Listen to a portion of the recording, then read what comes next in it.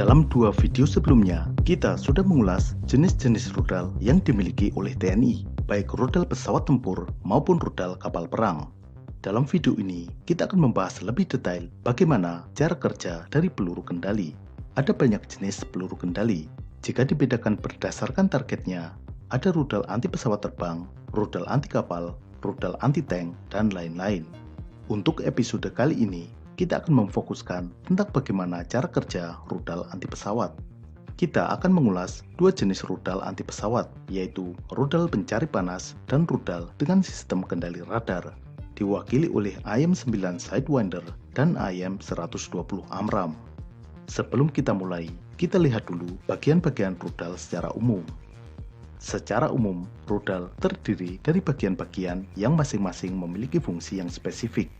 Yang pertama adalah airframe, atau bisa disebut juga sebagai bodi dari rudal.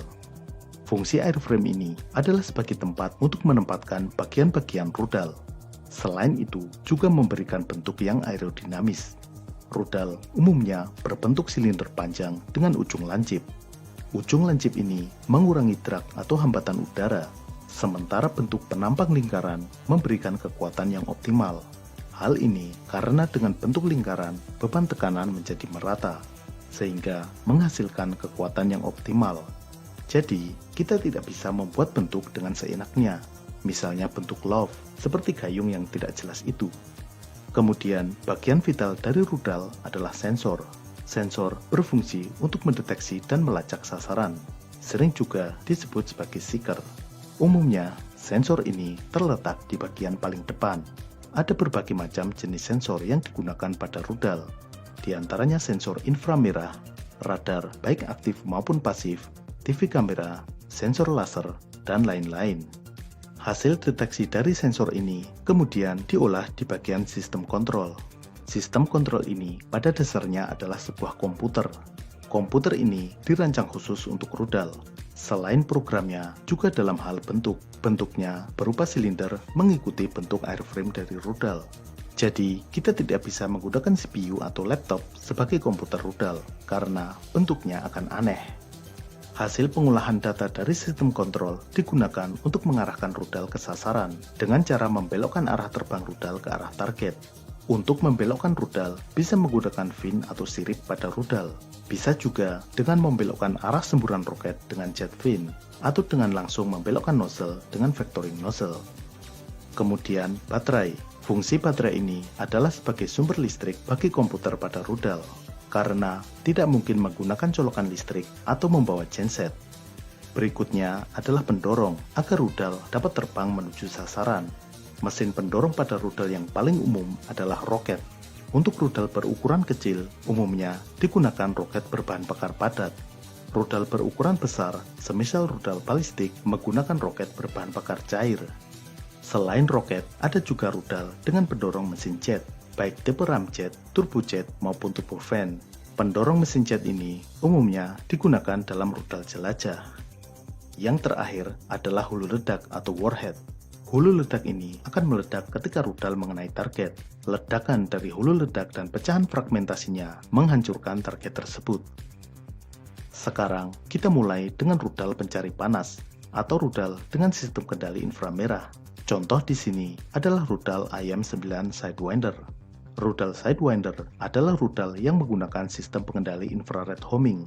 Rudal ini mendeteksi pancaran sinar inframerah dari target. Radiasi inframerah dihasilkan oleh panas.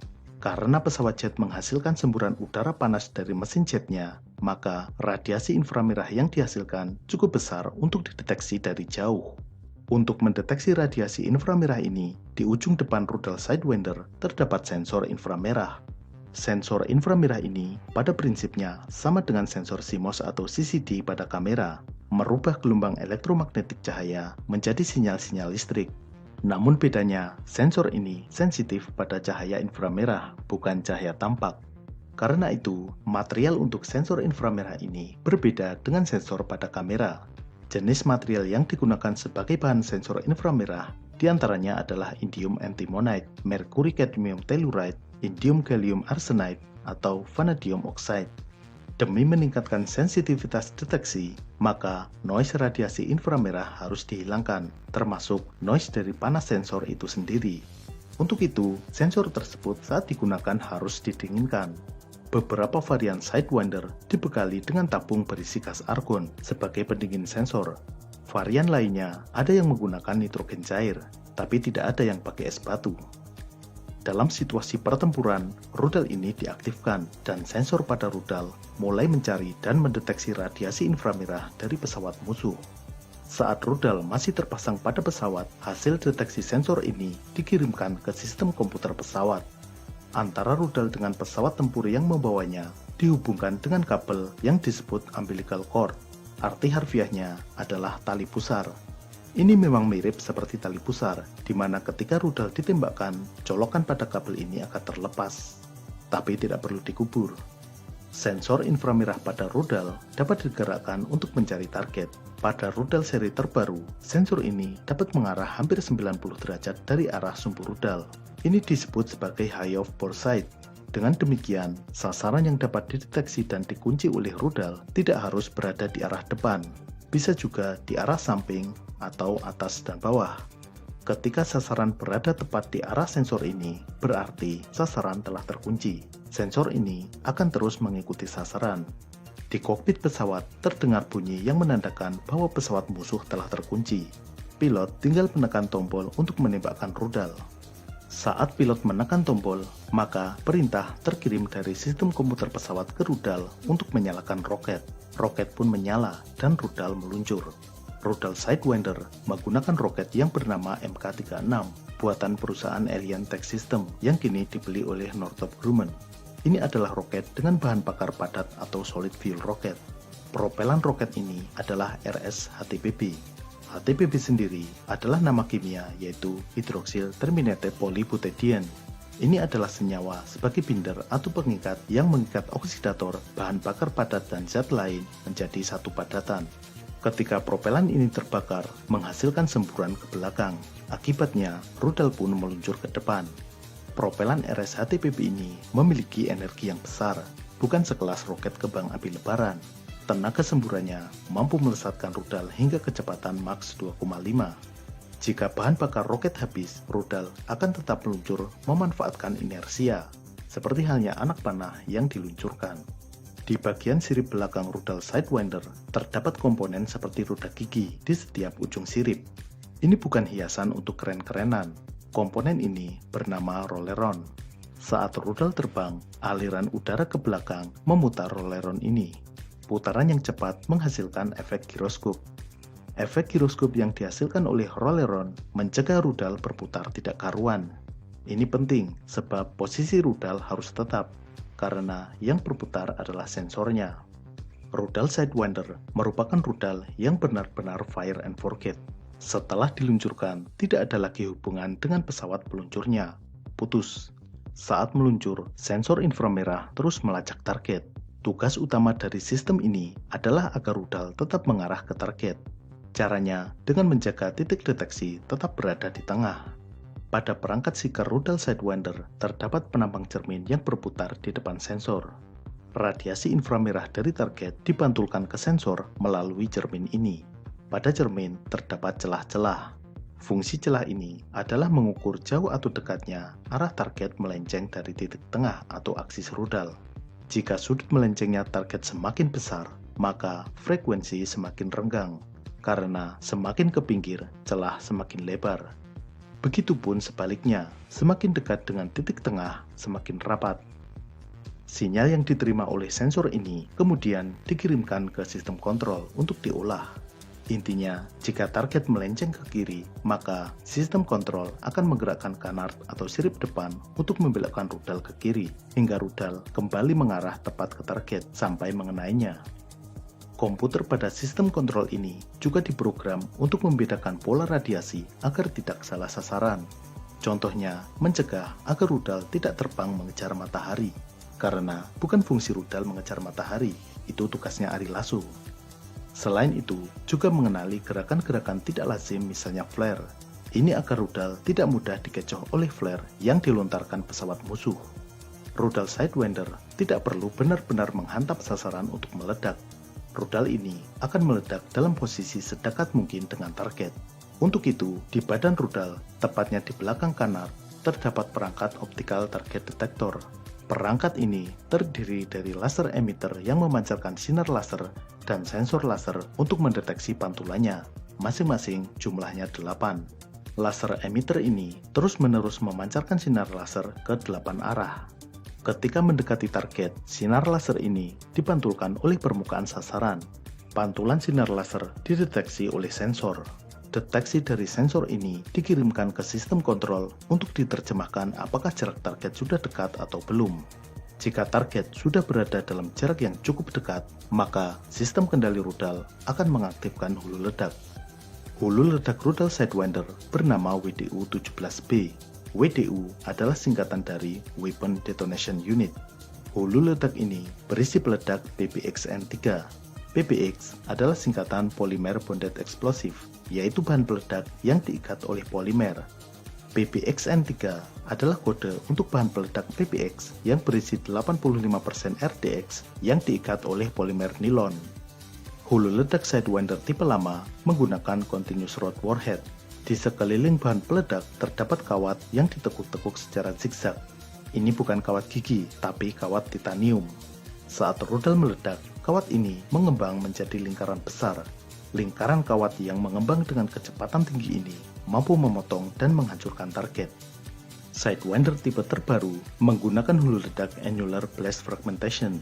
Bahan peledak dibungkus oleh kawat titanium spiral yang diberi takikan tiap beberapa milimeter. Saat meledak, kawat spiral ini berubah menjadi pecahan logam yang tersebar ke segala arah. Pecahan logam inilah yang menghancurkan target.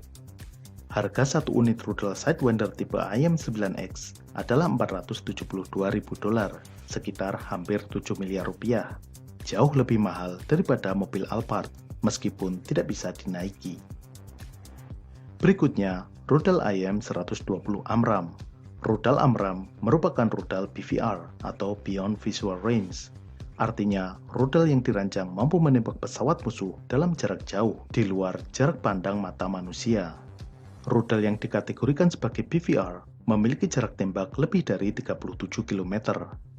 Saat ditembakkan dalam jarak jauh, AMRAAM menggunakan sistem kendali 2 tahap.